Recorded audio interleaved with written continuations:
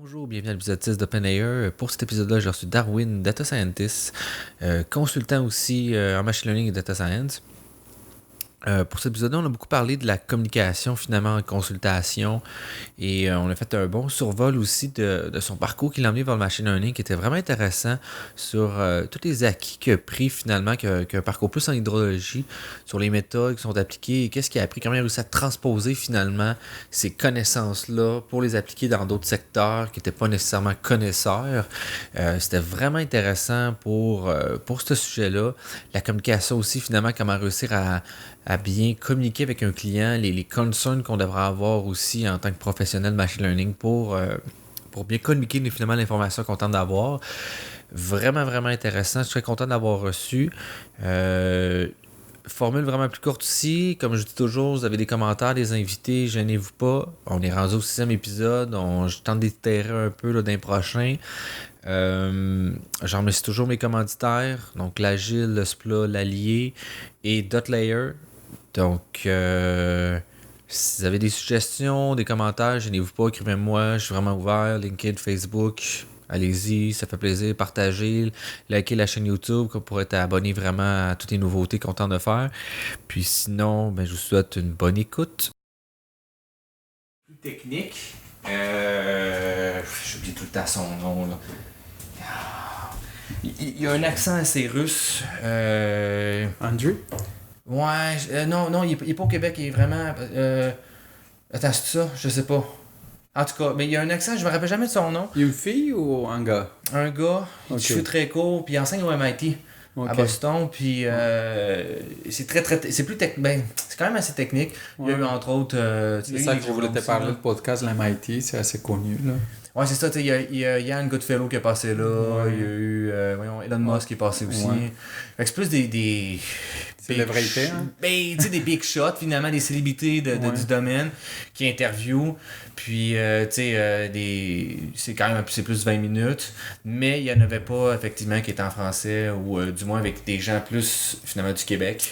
Qui Oui. je vais peut-être plus donner la visibilité, voir Tout à qu'est-ce qu'ils fait. font. Puis aussi, je trouvais que moi, personnellement, quand j'étais au secondaire, j'avais aucune idée qu'est-ce que je voulais faire. Ça a pris vraiment du temps avant que je trouve.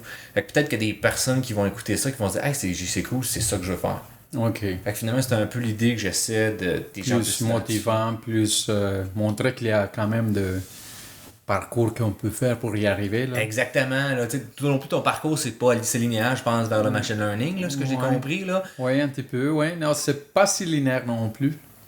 Fait que, tu sais, c'est ça, t'es pas le fait, hey, je vais faire du machine learning, tu te réveilles un jour. Fait que, t'as un Non. peu expliqué que finalement, t'étais capable d'apprendre les aspects techniques. Je pense qu'il y a des gens, peut-être, qui se barrent peut-être à la barre informatique, à la barre mathématique. Fait que, tu sais, démontrer que t'es capable d'atteindre ça, que tu Oui. sois bon en maths ou moins bon en maths. Oui. Fait que c'est un peu l'idée que je vais essayer de démontrer.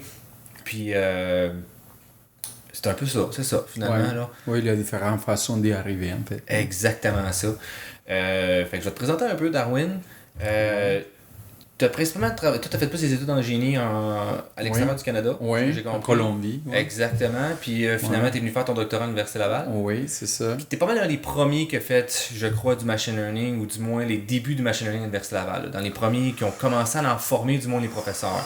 Ce que j'ai compris. Et non, je dirais que ça, c'est de pousser un peu. Non, en fait, Ou tu étais le premier Machine Christian Gagné, learning, c'est ça? ouais, c'est le premier Ok, t'étais Christian le premier Gagné. Christian Gagné, ok, c'est ça. Ouais, Je savais c'est qu'il y avait ça. un premier, mais... C'est ça, parce mais qu'en c'est- fait, l'histoire de l'Université Laval, ça date de longtemps. C'est pas la vague, la nouvelle vague machine learning, deep learning, là. Mais Marc Parisou, comme professeur, lui, il faisait C'est vrai que ça beaucoup fait très longtemps qu'il en fait d'optimisation algorithme évolutionnaire. Ouais, ouais. Ça, c'est considéré encore dans le domaine de l'intelligence artificielle aussi. Ok. là. Puis lui, il fait... En fait, Marc, lui, il était à l'Université Laval il y a plus de 20 ans déjà, là. Ouais, ça fait vraiment Puis longtemps lui, il qu'il est était là. toujours focusé là-dedans. Ok, Ouais. ok. Donc, Puis là, après l'université, là, tu as travaillé un peu aussi pour... Là, je pense que tu travailles pour une compagnie qui est à peu près toi-même, je crois. ouais, c'est ça. J'ai fait la genre de consultation? Oui, la job comme consultation. En fait, après le doctorat, j'ai fait un passage par Environnement Canada, Centre d'expertise hydrique du Québec, pour faire un peu l'optimisation avec des outils machine learning, là. Ok. Donc, dans des projets de couplage des modèles atmosphériques, modèles hydrologiques. Donc, Ok, fait que ça fait quand même longtemps que Environnement Canada s'intéresse au machine learning. Pas tant que ça. En fait, au départ, c'était moi, au départ, les projets, c'était un projet de couplage de modèles physiques, là. C'est OK. parce que moi, dans ma formation, j'ai ces formations physiques du côté météorologie, du côté mécanique solide, mécanique fluide, là. OK, fait que t'as fait un bac en génie météorologique. Génie civil, mais moi, je fais la maîtrise en ressources hydrauliques, là. OK. C'est Donc, quoi ça exactement?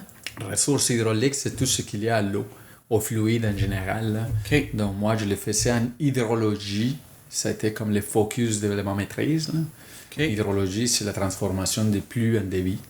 Donc, tous ces processus qui est assez complexes, là, c'est modélisé. OK. Comment Donc, de dire finalement, comme quand il y a un processus de pluie qui se passe où est-ce que l'eau va se répartir finalement Ouais, pour tout ce qui est c'est ça. inondation, puis les choses Ouais, comme ça, les c'est risques ça. d'inondation, là, C'est finalement. ça, c'est tout à fait ça. Donc, mais on a assez limité ce genre de modèle. Donc, c'est là où il y avait déjà une communauté en place au niveau mondial de machine learning en travaillant sur ces sujets-là. OK. Mais c'était une communauté plutôt chercheurs. Juste des chercheurs, on ne les voyait pas dans l'industrie, en fait, là. OK. Donc, en fait, c'est pour ça que je me suis finalement collé du côté machine learning, là. OK, que tu t'es plus collé côté machine learning, puis là, c'est sûr que pendant un moment, quelques années, tu n'as pas dû avoir beaucoup d'écoute. Puis là, présentement, on non, doit en plus fait, t'écouter. c'était une communauté tellement isolée, là. C'est quand j'allais j'avais un congrès fétiche en Europe à chaque année pendant mon doctorat. Puis c'était le European Geosciences Union. Puis c'est toute la communauté européenne qui présente des affaires en géosciences. OK. Puis là, j'avais souvent des conférences du côté physique, modélisation physique conventionnelle. Puis j'avais des autres conférences, j'ai présenté des conférences aussi des applications machine learning. OK. Mais la salle pour machine learning, c'était au maximum 30 personnes, là.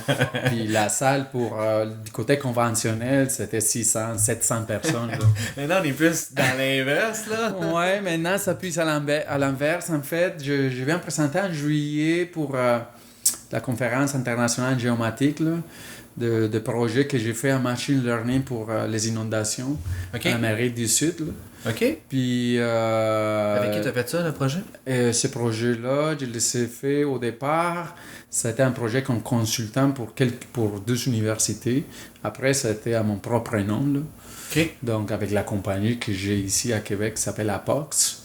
OK. Donc, c'est ça, j'ai présenté les résultats, comment avec le machine learning, on peut s'attaquer à des problèmes si complexes que de faire la liaison de la prévision météorologique avec les inondations, comment évaluer les risques, comment aller sur des modèles ensemblistes avec multiples réponses, puis comment les intégrer. Puis...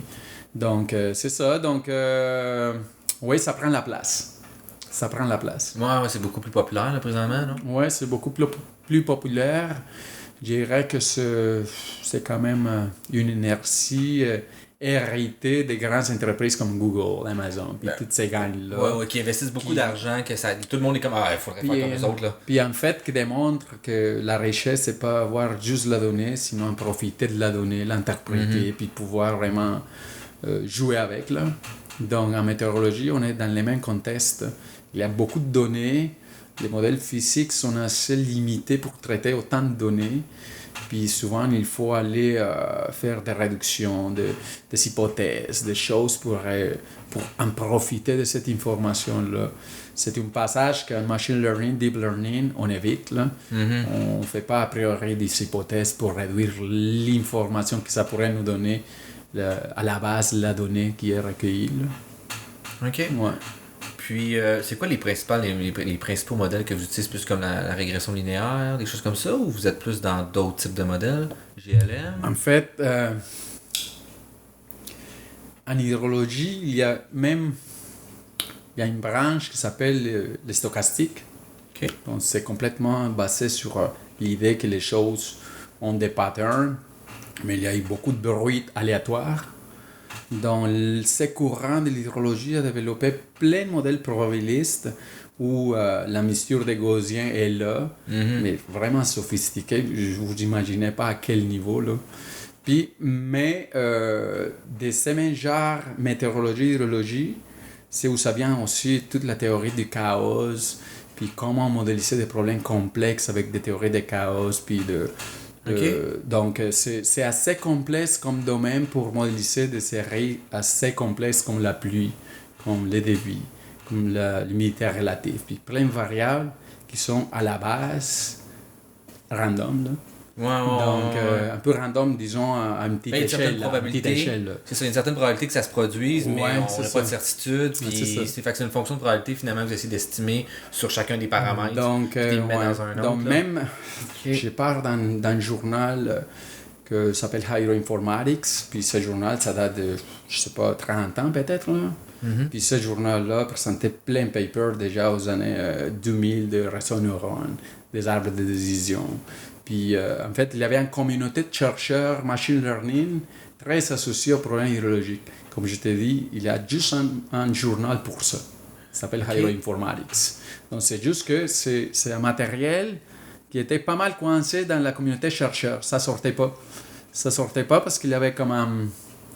En fait, dans des domaines si physiques comme la météorologie et l'hydrologie, c'est plus difficile à faire rentrer des modèles machine learning de boîte noire. Souvent, tu te fais refuser parce que tu dis, écoute, tu as de bons résultats, mais c'est une boîte noire, on ne peut pas l'interpréter, ça nous donne pas un gain en termes de connaissance du problème. Là. OK, il y avait vraiment une vision de connaissance du problème plutôt que d'avoir des résultats. Ouais, c'est ça. C'est pas une communauté focusée sur juste les résultats. Okay. Donc, c'est une communauté qui cherche... Même les modèles physiques, c'est des abstractions... C'est des modèles quand même mathématiques physiques, c'est cette abstraction de la réalité. Ils cherchent à comprendre c'est quoi qui se passe à l'interne. Pourquoi est-ce que la première couche du sol a tel genre de réaction de la pluie, puis la superficielle une autre, la profonde une autre. Donc tu vois, la conductivité hydraulique, ça c'est quoi. Puis donc, quand tu arrives avec un modèle qui est très performant, mais tu ne peux pas expliquer les interactions dans ton processus naturel, c'est comme... C'est correct, mais on ne s'en sert pas de ça. OK. Tu vois, dans cette communauté tellement difficile à faire rentrer des choses, mais je dirais qu'ils ne sont pas non plus imperméables. Donc, il y avait quand même une expertise développée autour de ces communautés-là, une très bonne expertise, en fait, du côté machine learning. Là. C'est juste que ça restait dans la communauté de chercheurs, mais aujourd'hui, on le voit sortir. On voit que c'est comme c'est en fait un mouvement qui s'installe là, où tout le monde commence à accepter que en fait il faudra en profiter des méthodes qu'il y a disponibles. Donc ils sont plus ouvertes. OK. Ouais. Tu fais-tu encore beaucoup de recherches malgré le fait que tu es plus dans le privé? Ben dans l'entreprise plutôt que... Bon, en fait, quand j'ai fait mon doc, j'étais très orienté à la recherche, puis j'aime ça. J'aime ça, même pour les projets au privé. Mon premier réflexe, c'est de comprendre les problèmes, là. Mais tout de suite m'attaquer à qu'est-ce qu'il y a de nouveau, qu'est-ce qu'il y a de publié. Je m'attaque une semaine juste à vérifier qu'est-ce qu'il y a. Puis même, comme tu vois, machine learning, c'est très transversal comme outil, on dirait. Mm-hmm. Donc, parfois, tu prends des outils qui ont fait pour la reconnaissance forme, pour le pattern recognition, puis tu peux le prendre, tu peux le transposer, tu peux l'adapter pour, disons, un problème où tu as des images radar, où tu dois détecter où est le storm, comment on dit storm en français? C'est tempête. La tempête, oui, c'est ça. Donc, c'est des choses assez... en fait, quand on connaît un peu le domaine, on peut savoir où est-ce qu'on peut aller prendre des choses qui font la communauté, disons, robotique, la communauté de reinforcement learning, comment on peut appliquer quelques concepts dans des problèmes typiques en hydrologie, ou des affaires comme ça. Parce que si on voit la notion en arrière, c'est plus facile à adapter. Donc c'est ça. Moi, je dirais que par nature, un peu curieux. Là. Donc, puis au moins à l'année, je me présente à 1-2 congrès internationaux pour me mettre à jour aussi. Puis j'ai fait aussi... Dernièrement, je ne publie pas beaucoup parce qu'en fait, je suis occupé avec la job. Là. Ouais, c'est difficile, non? Mais j'ai continué quand même en contact pour aller faire juger des papers puis rester dans la communauté pour être à jour, en fait. Là. OK. Ouais. Fait que comment tu vois ton rôle, justement, en tant que consultant puis que tu essaies de faire de la recherche au niveau de l'entreprise? Comment tu arrives à aller chercher justement cette portion-là de recherche? Est-ce qu'il y a des entreprises qui sont comme « Ah, ben nous autres, on accepterait que tu fasses un paper de ça. » C'est quoi la réceptivité, mettons, à date, qu'est-ce que tu as vu comme expérience? Bon, ça dépend de chaque cas. Il y a des cas où ils sont plus ouverts à vouloir montrer ce qu'ils font, mais il y a des cas où ils sont complètement fermés, en fait. C'est un peu quand on travaille avec des renseignements personnels, il y a des informations nominales, puis donc c'est là où c'est évident que c'est plus compliqué. Mais moi, je dirais que c'est quand même un compromis. Il y a un compromis parce que même s'il y a des choses qui sont publiables, parfois, j'ai pas le temps juste parce que tu sais, publier, c'est s'asseoir, c'est réfléchir comment l'écrire et comment l'écrire à la façon scientifique en plus. Là. Mm-hmm. Donc, puis avoir du temps, en fait, après pour les feedbacks qui arrivent, les corrections. Puis, donc, tu t'assois à écrire un article, mais tu dois tenir compte de tout le temps que ça va prendre après aussi. Donc, c'est un processus assez long si on le fait tout seul. C'est pour ça qu'en fait, je vois que les publics, c'est plutôt des équipes, des grandes entreprises en recherche et développement. Disons, Environnement Canada fait beaucoup de ça. J'aimais beaucoup cette dynamique Environnement Canada. Okay, il y a des équipes de chercheurs à l'interne d'Environnement Canada, ils font beaucoup de publications. Là. OK. Donc, ça, j'aimais beaucoup cette dynamique-là. Puis je sais que dans Hydro-Québec, il y a aussi des équipes de recherche et de développement. Donc, dans les grandes entreprises, il y a surtout des entreprises, je dirais, qui ont un focus de recherche et de développement comme des grandes entreprises de l'État. Si on va vers une boîte grande de génie, ils n'ont pas aucun intérêt à le faire. Là. Ouais, il n'y a pas d'intérêt de dire hey, bravo, on donne à la communauté. Ouais. C'est moins présent. Là, je pense que comme un combat éternel entre le privé, si on veut, puis l'académique, là, comme, comme qu'est-ce qu'on diffuse comme information. Le privé est bien content quand l'académique donne l'information, mais il faudrait que le privé aussi en donne un peu. Là. Oui. Mais je savais pas que qu'Environnement Canada avait un gros département autant que ça. Hydro-Québec, effectivement, je pense à ça, c'est évident qu'ils doivent s'intéresser à l'hydrologie parce qu'ils sont confrontés à ça avec les barrages. Oui. Beaucoup. Oui, okay. Tout à fait. Donc, maintenant, je travaille comme consultant pour la RANQ. C'est un projet, je ne peux pas aller en détail à cause de la confidentialité quand même, mais je dirais que c'est assez... je suis assez impressionné à quel point ils veulent pousser son projet d'intégration à l'intelligence artificielle dans son domaine, là. Parce que c'est quand même ambitieux, puis ça reste gouvernemental. Mm-hmm. Donc, c'est un appareil il y a déjà un biais du public qui ça roule lentement. Mm-hmm. Mais voir les initiatives à l'interne, puis comment ils veulent prendre ces initiatives-là et pas rester à côté de la traque, c'est quand même... Mais pour moi, comme une personne qui habite à Québec, c'est quand même quelque chose que je valorise beaucoup. Là. Oh, je suis tout à fait d'accord. J'ai rencontré aussi Rick aussi, puis je suis tout à fait d'accord qu'effectivement, peu importe qu'est-ce qui se passe, il essaie vraiment fort de faire mettre en place. Il y a peut-être d'autres personnes que je connais pas là en arrière aussi. Je travaille pas beaucoup dans ce côté-là, mais je suis quand même aussi, j'ai été extrêmement impressionné de voir le désir de gens à l'interne à vouloir changer les choses finalement. Pas nécessairement dire hey, on fait juste du ML, mais de dire on veut faire les choses mieux, on veut faire les choses bien.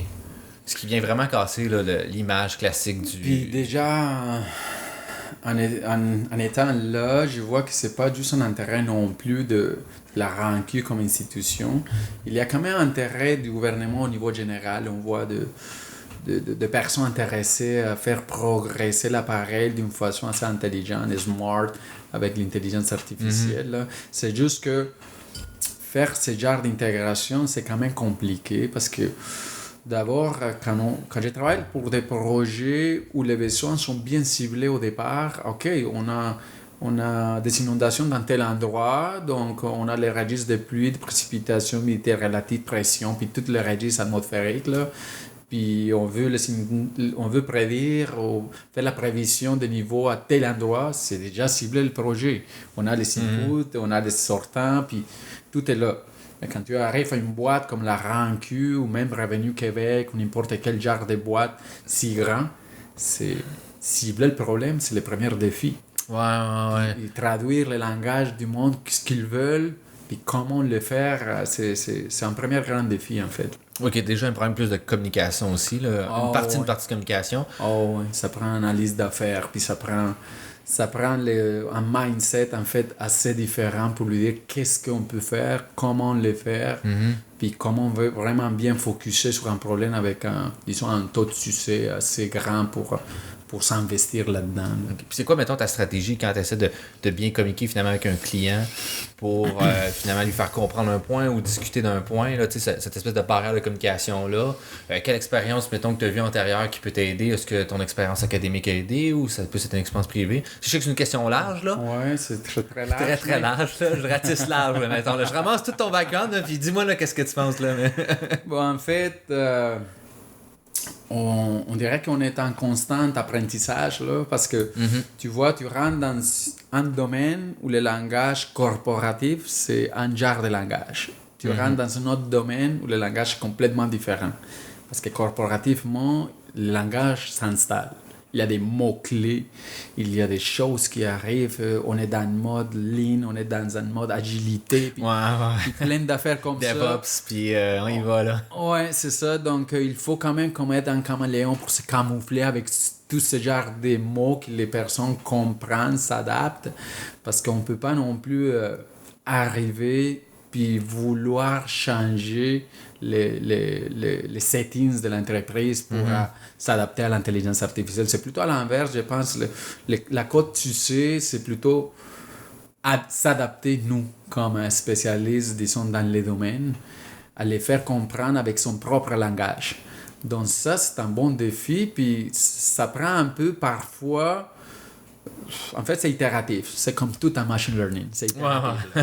Donc, on fait une présentation, puis on voit les yeux qui ferment, on doit regarder, on doit lire ces non-verbales là. Puis donc, on lit le document qui souvent, il porte pour ça faire comme gestionnaire. On dit, oh, bon, ok, ça, je l'adapte pour ma présentation ici, là. C'est comme un jeu de comment m'intégrer moi aussi comme spécialiste dans son propre langage corporatif. Donc, je dirais que ça, c'est au niveau langage. Mais on ne parle pas encore de comment lui faire comprendre qu'est-ce qu'on fait. Donc, là, c'est un autre défi différent.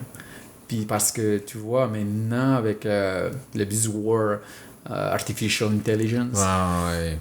Les personnes pensent, OK, c'est l'intelligence artificielle, ça fait tout. Là. Je lui dis, mon chat veut manger du riz, donc il va pleuvoir plus tard. Ça n'a rien à voir. Donc la machine artificielle ne fait pas la magie. Là. Il y a quand même... En fait, j'aime beaucoup parler plutôt avec la machine, avec machine learning ou l'intelligence artificielle. En fait, j'étais plus habitué à parler toujours de machine learning. Là. Mais... avec ce genre d'outils, c'est que tu peux toujours passer comme message que je vais essayer d'automatiser une connaissance expert qui est déjà dans ton domaine d'affaires. Là. Je ne peux pas inventer de choses.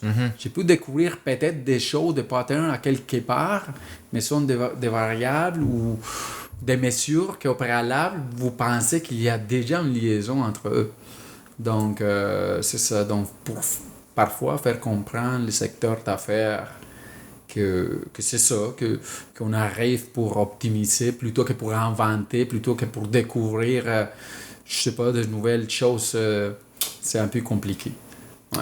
Ouais, effectivement, parce que la science est déjà quand même assez établie sur plusieurs secteurs. Fait que de dire, hey non, mais tout ce qui a été fait avant, c'est mauvais. On a souvent des bonnes intuitions de qu'est-ce qui se passe, mais on n'avait pas les ressources pour vraiment le valider à un autre niveau. Ouais. Fait que je pense souvent qu'on dirait que le machine learning vient résoudre ça. Finalement, il y a des choses qu'on le savait que, écoute, quand on regardait des images, on le savait qu'il y avait des patterns. On le voyait en tant qu'humain, on n'était pas capable de le traduire en langage informatique, dire l'ordinateur fait ça. Finalement, le deep learning, ce qu'il a fait, c'est qu'il permet à l'ordinateur de littéralement avoir le même raisonnement qu'un humain pour comprendre les patterns d'une photo. Fait que c'est juste de faire comprendre des fois effectivement un client, je pense que ça doit pas être une chose facile. Ouais. Puis comment est-ce que tu vois plus comme un machine learning spécialiste, AI spécialiste? Parce que là, je sais que tu es plus data engineering ou... En fait, je me présente jamais comme ingénieur ici parce que je suis pas de l'ordre d'ingénieur, donc je vais éviter tout problème. C'est vrai parce que effectivement, dernièrement, ils ont fait des attaques sur des personnes qui se disaient data engineers sur LinkedIn. Ils ont commencé à écrire des messages pour dire qu'il va y avoir des poursuites. Ok. Fait que je m'excuse, c'est pas ça. C'est pas ça ton titre que tu as affiché. Ok, non, c'est pas ça le titre que j'ai. En fait, je me présente plutôt à la base. Je suis quelqu'un d'entrepreneur, quelqu'un qui aime beaucoup le machine learning. Je me présente comme un spécialiste machine learning. Puis aussi comme un hydrologiste, parce que ça, c'est à mon cœur. En fait, quand j'ai fait mon bac en génie civil, puis après, j'ai choisi la maîtrise en ressources hydrauliques. C'était parce que ça me tenait à cœur. Hein. Mm-hmm. Donc, puis, tous mes travaux précédents, en fait, ça a été focusé sur des modèles des inondations, prévision de la précipitation, puis ce genre d'affaires qui c'est encore dans l'environnemental. Donc, je dirais que mon cœur est là, c'est juste que je dirais qu'il y a beaucoup de potentiel. Parce que quand tu connais les outils machine learning, soit que tu travailles dans les NLP, soit que tu travailles dans la reconnaissance des formes, n'importe quoi, tu peux voir facilement tu peux te placer dans n'importe quel domaine, puis voir quel est le potentiel des outils que tu manipules déjà. Mm-hmm. Donc là, je dirais que j'aime beaucoup le terme data scientist, en fait, parce que c'est comme... C'est ça. On voit juste les potentiels qu'il y a dans les données. Puis c'est là où on va jouer un peu. Peu importe la donnée. Peu importe la donnée, peu importe la source, peu importe, en fait, il y a plein de conditions. Donc, ouais. Ok, c'est intéressant. J'aime ça comme idée, finalement, de dire c'est pas un outil que j'utilise, mais finalement un matériel avec lequel que je travaille. Puis l'outil, ben, c'est du machine learning ou d'autres choses. Mais moi, ce qui m'intéresse, c'est vraiment plus le matériau. Puis après ça, on essaie de faire un produit fini. Mais oui, c'est ça. Okay. C'est ça l'idée en arrière, c'est de construire à partir de la donnée, puis jouer avec ça. Puis je dirais que comme un spécialiste machine learning, c'est que j'aime beaucoup. Ça dépend de la nature de chacun d'entre nous, mais moi, personnellement, connaître des processus que pour moi, c'était pas tout à fait évident avant les projets, ça me motive plus aussi. Ça me donne cette élasticité de travail, en fait. Mm-hmm. Si je veux faire de la maintenance préventive pour de l'infrastructure éolienne, à force de travailler avec ces données-là, je veux devenir un peu expert dans les domaines. Parce que c'est ça une autre chose. Avant de s'attaquer à n'importe quel genre de problème, il faut connaître la problématique. Là. Il faut connaître les variables qui jouent, comment on joue.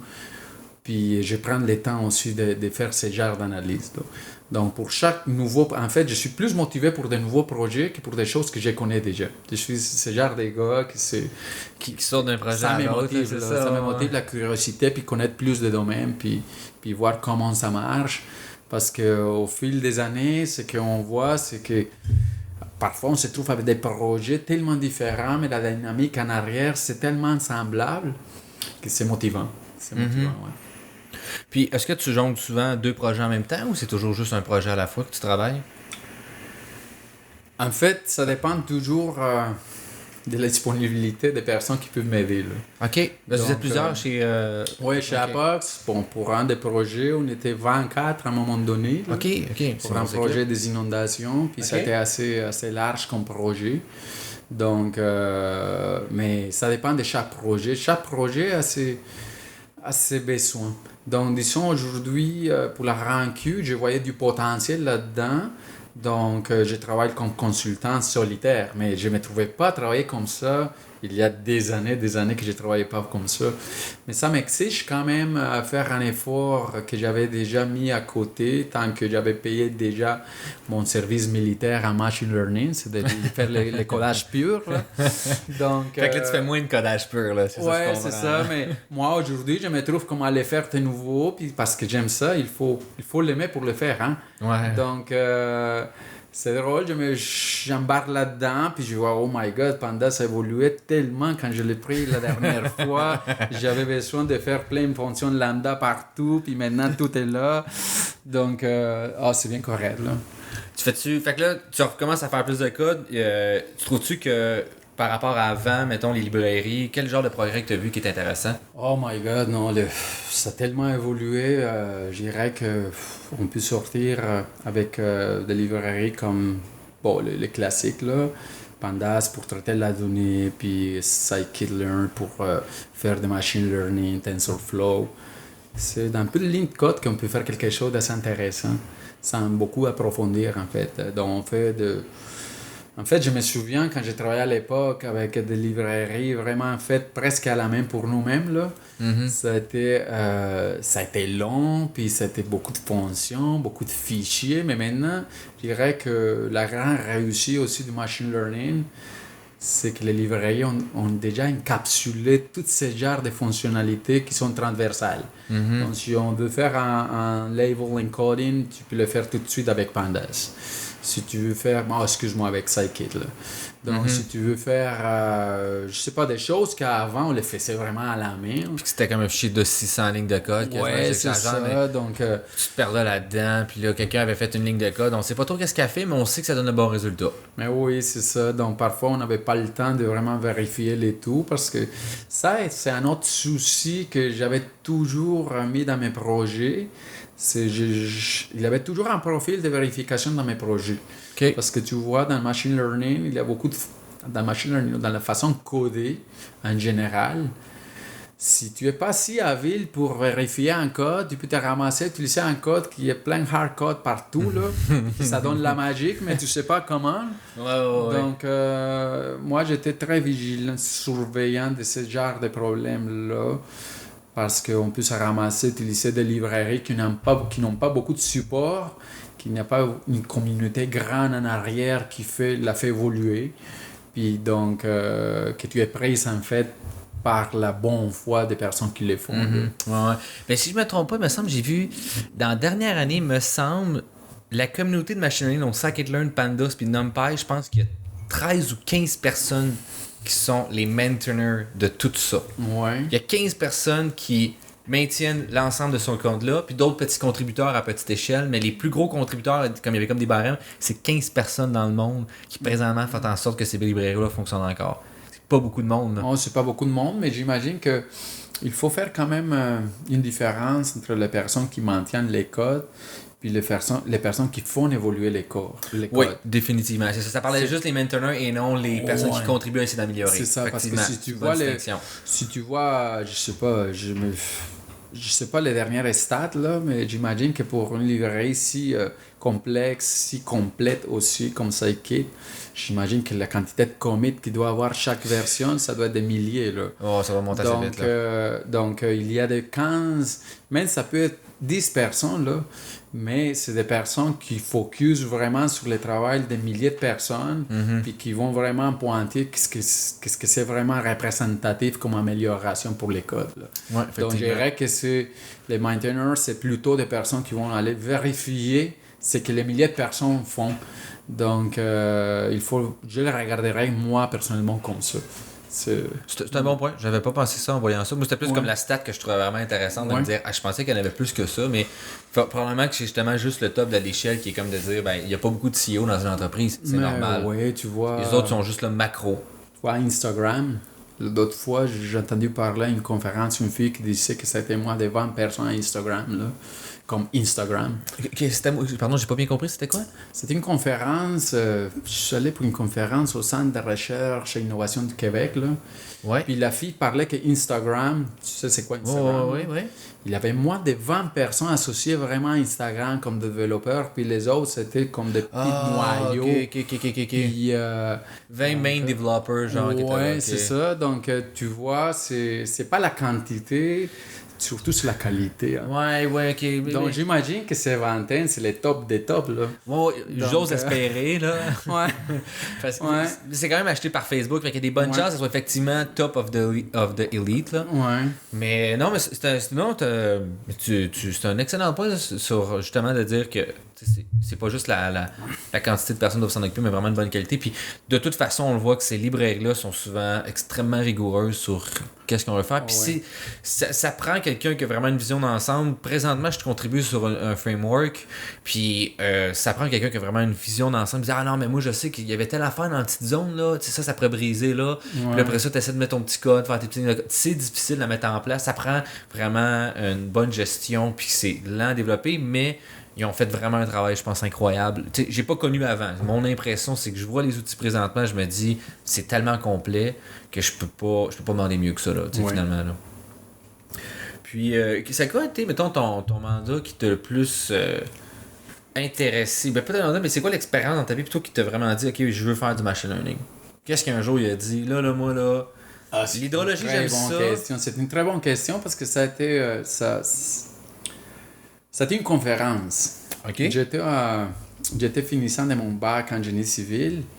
Puis à l'époque, à l'université où je faisais mes études, la dernière année, on devait choisir entre 3 domaines pour faire la dernière année du bac. Soit en structure, dessin, conception de ces structures, OK. en hydraulique, puis l'autre c'était en construction.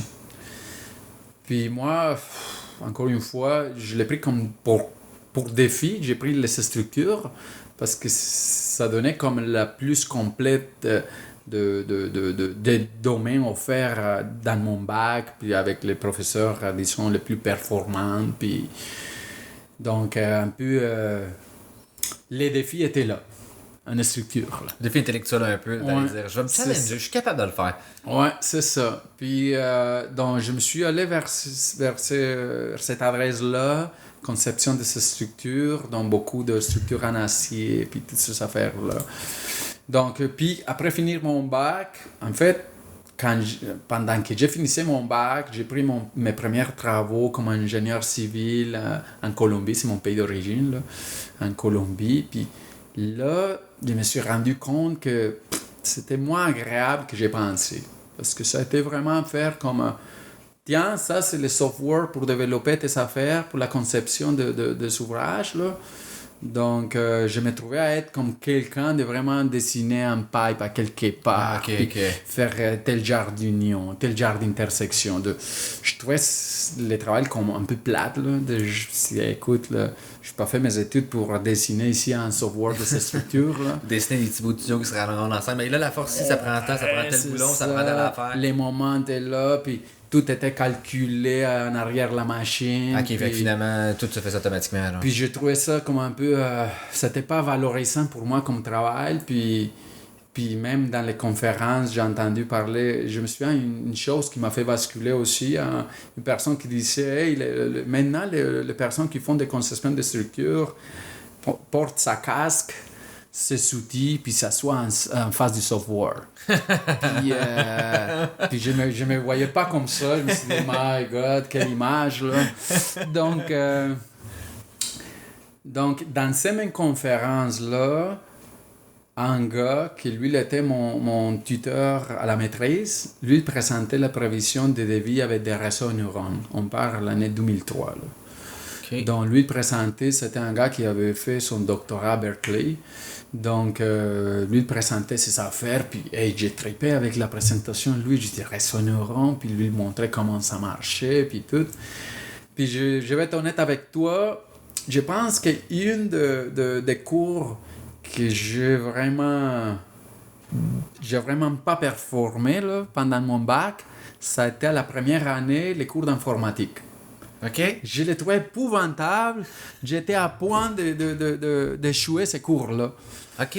J'étais à point de l'échouer parce que je ne trouvais pas la logique en arrière. Je me souviens, en fait, c'était programmation en Pascal, donc, où tu dois déclarer toutes tes variables. Puis, j'ai commencé mon bac à l'année 98, là. Donc, les ordinateurs, c'était pas les plus performants. C'est ça, c'était pas comme aujourd'hui, là. Donc, mais c'est quand même spécial. Je réfléchis aujourd'hui à comment les professeurs abordaient le cours. C'était des systèmes théoriques de programmation. Donc, on devrait tout écrire à la main, dans un papier, puis tout, là.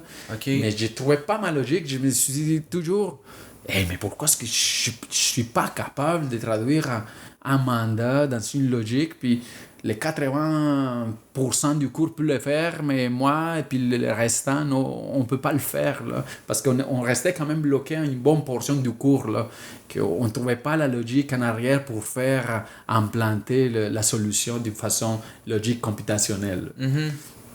Donc, ça a été pour moi comme quelque chose que finalement j'ai passé les cours vraiment là, à la base. Juste pour c'est dire, derrière moi, là, c'est derrière moi. Ouais, c'est ça. Mais je me suis dit, jamais je vais revenir en arrière, j'aime pas ça. Never been Puis, so wrong. Ouais, c'est ça.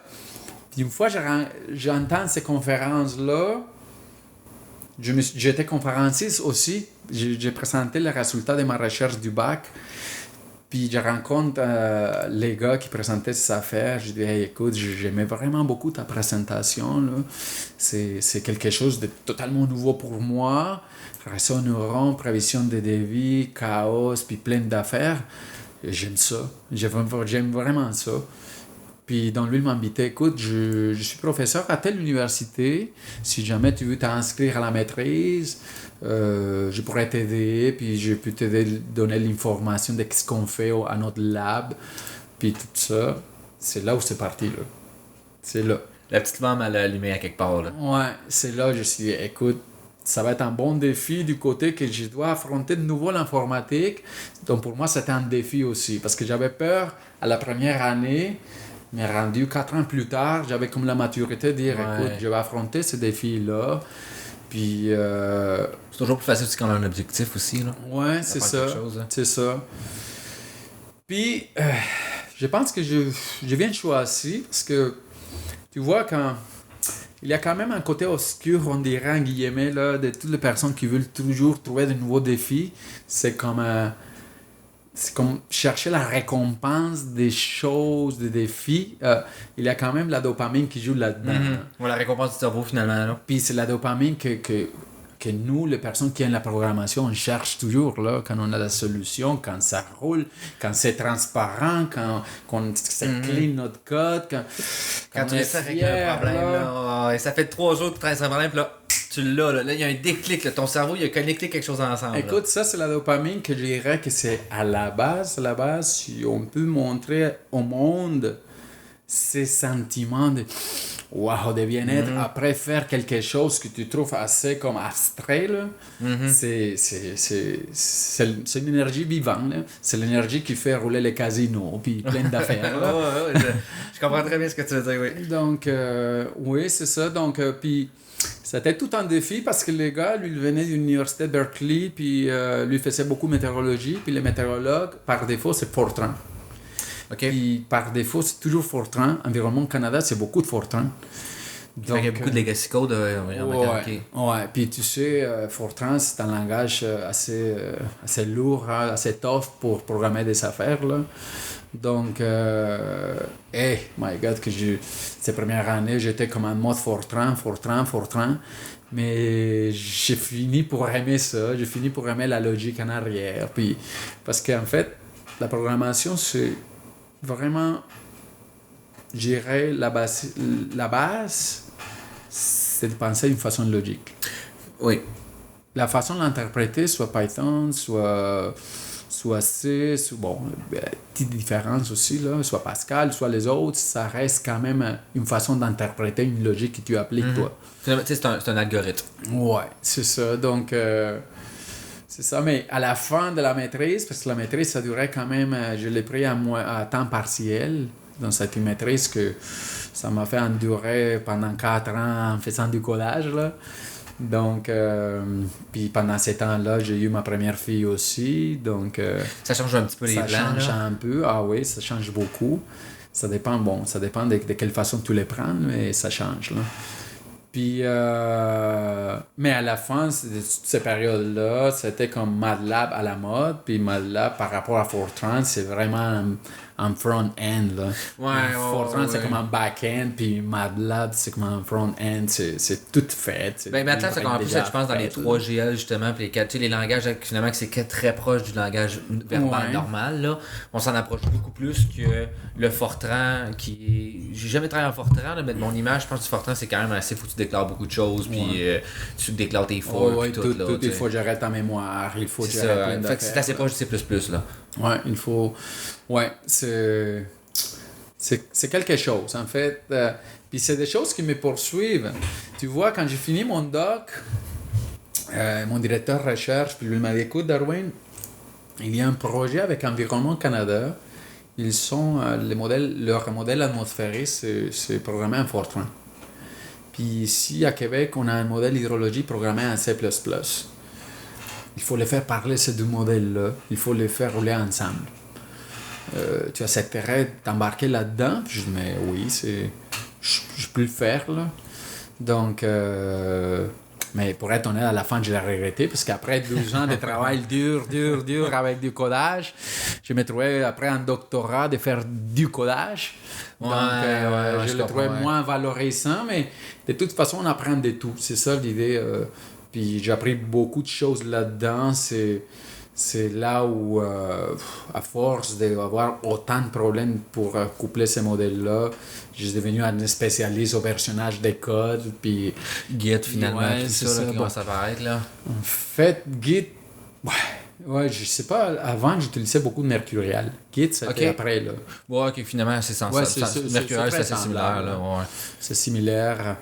Puis à l'époque, à l'université, quand j'ai fini mon doc en 2013, c'était, je sais pas, la vague où lequel j'ai travaillé mon doc, c'était beaucoup de Mercurial, là.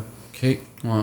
Mais tu sais, sensiblement, je pense que Mercurial puis Git, c'est un peu comme le DVD, non pas le DVD, je veux dire le Blu-ray puis le HDVD, là, tu sais. Ouais. Il y en a un qui est venu populaire juste parce qu'il y a des grosses entreprises qui ont adopté ça là puis que c'est devenu super populaire, là. Oui. Je pense que ça se ressemble assez, c'est assez similaire, là. Ouais. Donc, c'est ça. Donc, on a pris. Puis, comme je te disais tantôt, au projet Environnement Canada, c'était le couplage de ces deux modèles-là. Puis l'autre modèle, ça, c'était l'Université Laval qui l'a développé en C++? Non. Ok, c'est juste un autre modèle. C'était la province du Québec, le Centre d'expertise hydrique du Québec. Ok, là. qui voulait se pareiller par rapport à Environnement Canada. Oui, c'est ça. Puis on a fait le couplage, on l'a mis en place parce que quand on parle d'Environnement Canada, c'est des modèles d'envergure, là. Environnement Canada, tant comme entité, en fait, on ses propres clusters, puis c'est des gros clusters, en fait. C'est énorme. Okay. Donc, en fait, c'est une affaire de sécurité nationale.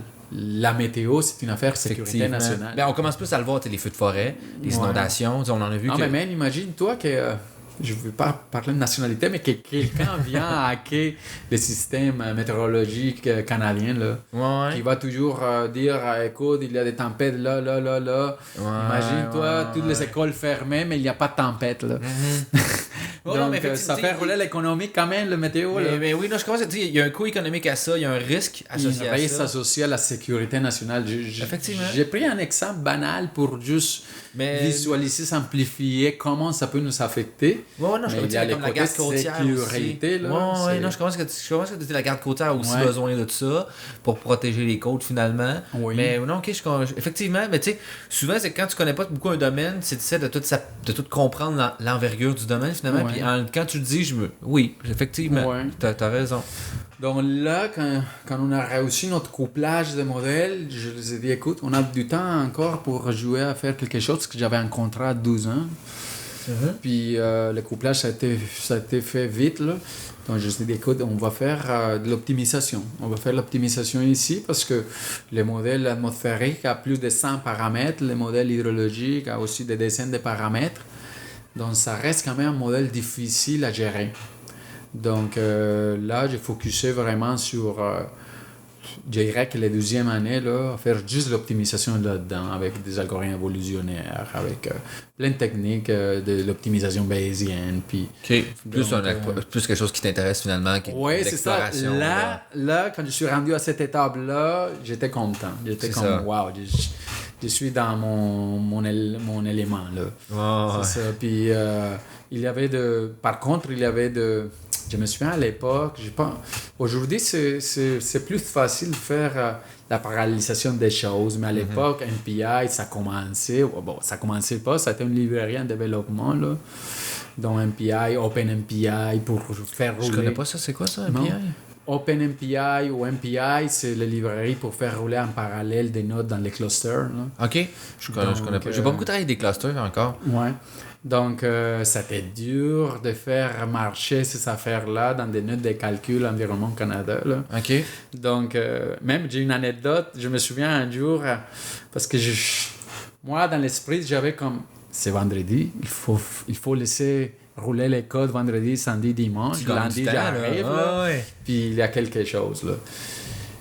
Puis, j'étais habitué à travailler avec le cluster de l'Université Laval, où il gère tellement bien son cluster que quand tu envoies de travail, il te met dans une mode priorité ou pas prioritaire. Ouais, il y a une liste d'affectation des priorités. Là, ouais. Donc, puis j'ai assumé qu'Environnement Canada, c'était comme ça aussi. Donc, j'ai pris mon code, puis j'ai dit, écoute, je vais faire sonner ces machines-là, ces nodes-là, ils vont... let's go, on y va, là. Let's go. Bah, j'ai mis mon for pour envoyer partout mes travaux. Puis je pars vendredi midi. Puis je pars, puis je me souviens pas c'était quel mon but ce jour-là. J'arrive lundi, j'avais une tonne courriel. Mon directeur recherche, lui, me contactait occasionnellement. Mais ces journées-là, il disait, Darwin, on avait besoin de toi, on avait besoin de toi. En fait, le cluster d'Environnement Canada avait planté parce que j'avais envoyé des jobs par tous les nœuds de calcul, puis donc j'ai planté les travaux de plein de personnes. Puis OK, puis il y a trop de plantage, puis il y a juste... Ils ont pu me contacter à ce moment-là, donc ils ont dû redémarrer son cluster. Puis j'ai passé d'être quelqu'un d'inconnu à quelqu'un de pas aimé, là. Mettons, ça fait pas des bonnes relations de travail, là. Ouais, c'est ça. Parce que j'ai perdu 3 jours, là. Parce que tu imagines quelqu'un qui est en train de rouler ses affaires il y a 4-5 jours dans ces clusters-là, puis qui se dit, écoute, il faut redémarrer parce que quelqu'un ici qui sache pas comment faire a bloqué le tout, là. Donc, imagine-toi, jamais j'ai reçu de courriel en disant, hey, on ne devrait pas faire ça. Jamais je l'ai reçu parce qu'on sait, ici, ils sont très gentils, là. Mais j'imagine qu'à quelque part, il y a quelqu'un qui dit, Darwin Brochero, je me souviens de lui, là. Il avait fait planter le cluster, Ouais, là. c'est ça. J'ai passé de pas être connu à mal connu, là. C'est ça, tout le monde te connaissait, là. Ah, c'est toi, là. Donc, mais bon, c'est des anecdotes qui restent quand même dans le passé. Puis maintenant, on voit les librairies pour faire la paralysation, c'est tellement facile, là. C'est tout déjà fait. Tu fais ton setup. Et en fait, je suis content parce que je dirais que la popularité de machine learning, c'est une conjugaison de plusieurs facteurs. Ouais, il y a beaucoup de choses qui se sont développées en parallèle, tu sais, comme les librairies sur Python comme Parallel, là, Ouais. c'est génial, ça fonctionne super bien, tu pitches les affaires, c'est une book for finalement qui passe ton dataset là-dedans, mais tu sais aussi, je pense que les entreprises sont plus confrontées à tout ce qui est virtualisation, puis clustering, puis tu sais, fait que je pense qu'il y a vraiment eu un progrès au niveau de ça là, aussi, là. Mais à l'interne, travailler tout seul, nous autres à mon lab, on se partage une ordi avec des GPU, plus 2 autres ordis, puis on est 4-5, puis on se parallèle nos affaires, on s'envoie nos affaires, ça fonctionne super bien parce qu'il y a eu beaucoup de progrès puis des technologies qui ont sorti. Là. Mais ce serait quoi tes nice tools to have pour un machine learner? C'est quand même une bonne question. Là, moi, on me l'a pas déjà demandé, puis mes hacks informatiques, puis j'avais de la misère à répondre parce qu'on dirait que c'est tellement intégré en dedans de moi que pour moi, c'est pas un nice tool, c'est juste comme un j'ai cet outil-là, puis that's it. Fait que, mettons, c'est quoi que tu dirais? Mettons, tu quelqu'un qui te dit, hey, donne-moi un conseil, qu'est-ce que ça serait? Pour un nice tool ou un hack ou des choses comme ça, tu travaillais en invite de commande, en ligne de commande, tu de la paralysation, un package que tu dis, hey, ce package-là, il est vraiment cool. Tu sais, mettons, en dehors de scikit-learn. Je pense que je suis un peu mal placé pour répondre à cette question parce qu'à la base, moi, ma formation, écoute, j'ai commencé à travailler en Linux en 2003. C'est quand même assez tôt. C'était je suis pas jeune non plus, hein. Donc, en 2003, j'ai commencé à travailler Linux à la maîtrise. Puis, on travaillait beaucoup sur le terminal. Là. Okay. Même pendant mon doc, je passais par mon bureau, c'était toujours la terminal. J'utilisais Terminator, en fait, qui te laissait placer beaucoup de terminaux en même temps. Là. Okay. Donc, je suis un gars vraiment terminal. Donc, souvent, les personnes vont dire nice to, c'est surtout des interfaces graphiques, puis des affaires interactives, parce qu'en fait, moi, tant que une personne qui offre des services comme consultant en machine learning, on se rend compte que en fait, le monde s'en fout de toute la complexité qu'il y a en arrière. Uh-huh. Donc, la façon de vendre tes services, c'est plutôt montrer les graphes, l'interaction, comment ça évolue, quels sont les indicateurs clés de performance, comment ça évolue dans le temps, comment ça a été avant ton code, après ton code. Donc, tu vois, je dirais que les nice to pour une entreprise en machine learning, c'est vraiment la visualisation de tes résultats, la visualisation de ton effort. Mais je pense comme entreprise, ça serait plutôt le front-end que le back-end, que les fonctionnalités back-end, parce que tu vois, je me place aujourd'hui pour dire, écoute, j'ai pu faire une validation croisée avec 10 méthodes différentes, puis je le fais en 50 lignes de code, là, puis peut-être 200 lignes de commentaires. Donc, c'est ça. Donc, les librairies sont tellement bien développées par rapport à ceux que j'ai travaillé au passé que j'ai moins d'exigences là-dedans. OK. Donc, je dirais que du côté consultant, peut-être c'est plutôt de librairie, de visualisation de l'information que tu vas transmettre à tes usagers finaux pour la prise de décision. OK. Fait qu'il est finalement plus comme de la communication. C'est plus la communication. OK. Fait que disons quelqu'un qui s'intéresse plus à communiquer, disons à faire voir le machine learning ou des choses comme ça. À l'intérieur de l'entreprise, ce serait de se doter de bons outils, comme faire des plots finalement, des choses comme ça. Non, c'est ça. Fait que là, on disait... qu'est-ce que tu t'es dit plus comme outil de visualisation? Est-ce que c'est juste Python ou, mettons, je sais que R est très bon pour la visualisation des données, ou est-ce que tu te concentres vraiment juste sur Python? Oui. C'est peut-être un des défauts que j'ai, c'est vouloir faire le end-to-end avec Python. Là. OK. Donc, c'est peut-être des mauvais héritages qu'on a quand on fait la programmation, parce que je me souviens quand j'ai fait des Fortran et je me battais pour faire des affaires avec, là, que c'était beaucoup plus facile à faire avec C, mais avec l'intention de rester comme dans les mêmes langages puis de le faire plus portable. Je prenais comme le défi de le faire marcher.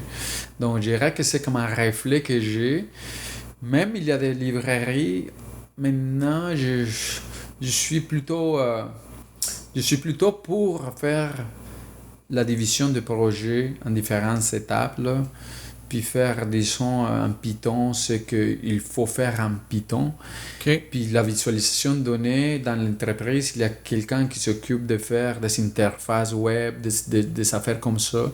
Même, je préfère démontrer, disons, aux clients des interfaces pour la prise de décision en temps réel sur une web, là, plutôt qu'utiliser plutôt des librairies toujours les mêmes choses. Oui, c'est ça. Donc, je pense que dans les domaines comme consultant, comme entreprise, on doit s'adapter un peu aux besoins des clients. Donc, les clients, tu vois, maintenant, avec Docker, c'est facile de faire un container, puis mettre toutes les librairies, puis tu utilises toutes, là. Mais un container pour tes projets, c'est bien, mais pour faire une application, ça prend un peu plus. Ça prend une couche de plus, là.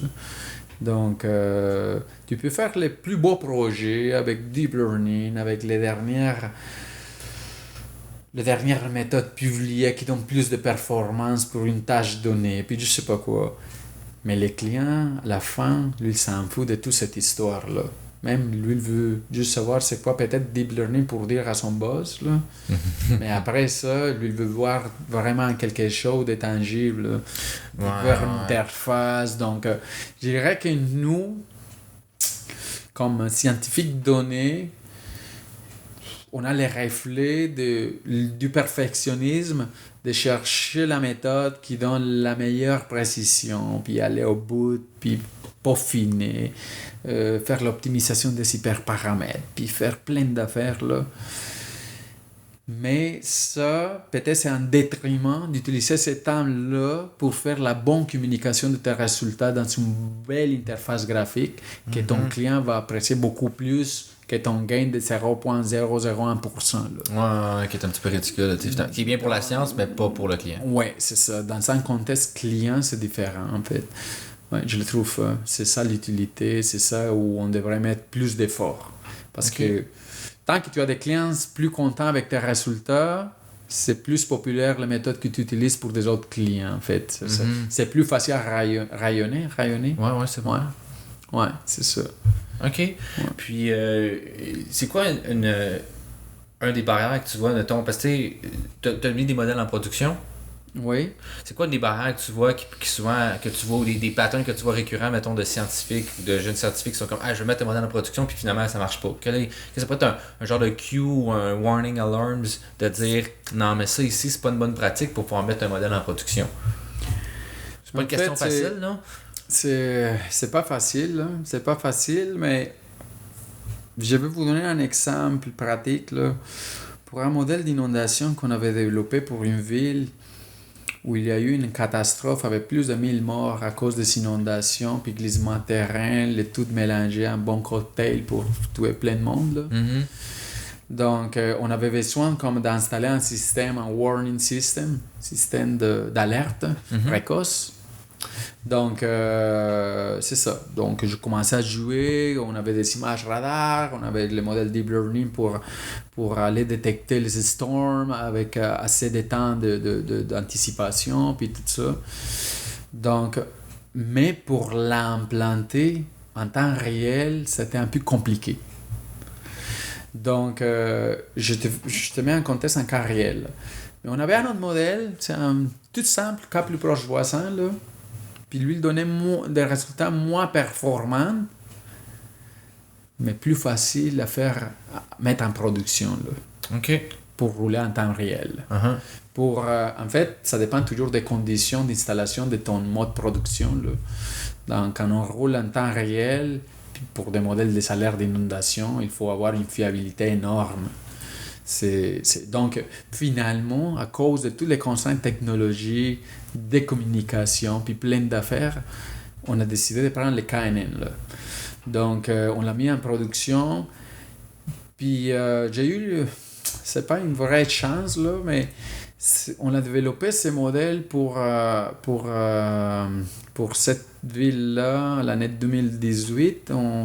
On a livré les produits en février 2018. Là. Puis en juillet 2018, lui, il a mis une alerte. Puis ça a mis un plan d'évacuation de monde. Puis à la fin, ça produit un cocktail de glissement de terrain, inondation. Puis ça effaçait comme 100 maisons d'un endroit là. Donc on se sentait tellement comme wow. Ça fait l'affaire, puis on se sent bien. Ouais. Puis tu vois, c'était... je sais pas si un modèle beaucoup plus complexe pour mettre en production pourrait faire la même chose. Je sais pas, c'est toujours un... genre de compromis dans OK, tu as des bonnes performances, mais ouais, il faut quand même que tu sois capable d'avoir un résultat rapidement. Oui, c'est ça. Il faut que tu sois assez... que tu as aussi de maturité, je dirais, pour juger la pertinence versus la complexité. Si c'est un modèle parcimonieux, plus facile de mettre en production. Donc, ça joue là-dedans. Là. OK. Ouais. Dernière petite question, ce serait quoi un des livres qui sur le machine learning que toi tu as vraiment préféré? C'est une réponse très biaisée, en fait. Ça dépend toujours de notre tuteur de doctorat un peu. Là. C'est sûr, là. Ouais, mais moi, j'ai eu comme co-directeur Christian Gagné. OK. Puis je me souviens, je pense que c'était la première fois que lui il donnait le cours d'apprentissage machine. Là. C'était le livre d'un professeur de MIT, Ethem Alpayadin. Là. Okay. Ethem Alpayadin, là. C'est Introduction to Machine Learning, mais ça va plus loin qu'une introduction, en fait. Là. OK, c'est une bonne introduction. C'est une bonne introduction avec beaucoup de mathématiques là-dedans. OK. Tu te mets dans le bain. Donc, j'ai apprécié beaucoup ce livre-là. Puis j'appréciais beaucoup à l'époque aussi. Je reste quand même avec des livres de l'époque. Là. Donc, j'appréciais beaucoup aussi le livre c'est une russe, Ludmila Kouncheva. Donc, c'était des méthodes ensemblistes. Comment faire parler des méthodes parler de différents modèles par des méthodes ensemblistes, comment prendre des décisions, puis ça. Mais du côté météorologique, hydrologique, il y a aussi ces vagues-là des approches ensemblistes. Mais moi, je prends de ces courants-là, tous les outils qu'il y a pour vraiment interpréter des résultats de multiples scénarios. Donc là, dans ces communautés-là, ils ont développé plein d'outils pour évaluer les risques, pour évaluer une prise de décision, pour évaluer les conséquences avec économiques. Des méthodes d'ensemble? Avec méthodes d'ensemblisme développées dans la communauté plutôt statistique, économétrique, puis hydrologie, météorologie. Là. Donc souvent dans mes projets machine learning, comme j'ai touché beaucoup ça pendant mon doctorat, je prends tout ce genre de méthodes ensemblistes pour évaluer les risques de prendre une décision ou une autre, puis tout ça, pour donner ça au client, pour lui aider avec sa prise de décision. Là. Ce qui donne vraiment plus une offre globale plus intéressante, là, finalement. Oui, c'est ça. Qui ramène à la communication aussi, un peu comme tu as souvent parlé. Là. En fait, je dirais que la clé, c'est toujours la communication, parce que si on fait quelque chose qu'un client, à la fin, lui, il ne s'en sert pas pour prendre une décision, c'est un projet échoué. Oui, je suis tout à fait d'accord. Donc, puis si tu développes... parce que maintenant, les méthodes ensemblistes sont devenues tellement populaires aussi dans la communauté machine learning. Puis c'est comme un changement de paradigme où on accepte avec un peu de humilité, on dit? Humilité, c'est ça. Oui, humilité, on accepte qu'on n'a pas... que c'est peu probable qu'on va avoir les modèles parfaits pour toutes les conditions. Donc, qu'on va aller plus de modèles, puis on va les faire rapprocher à la fin. Là. Mais ces rapprochements à la fin, souvent, c'est en moyenne, un vote prioritaire, bon, toutes les méthodes qu'il y a pour le faire. Mais dans la communauté hydrologie, pour qu'on se base beaucoup sur la prise de décisions basée sur les risques, on ne fait pas ça. Jamais on réduit un ensemble de réponses à une seule réponse. Là. On construit des fonctions de probabilité pour prendre des risques, puis on évalue les risques. Là.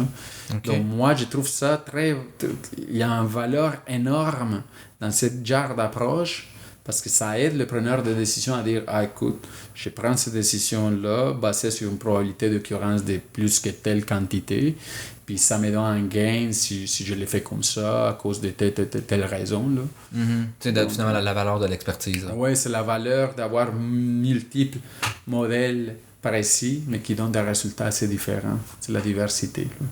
Là. OK. Ouais. Merci beaucoup. On est rendu tout à la fin. On est rendu à 1 heure.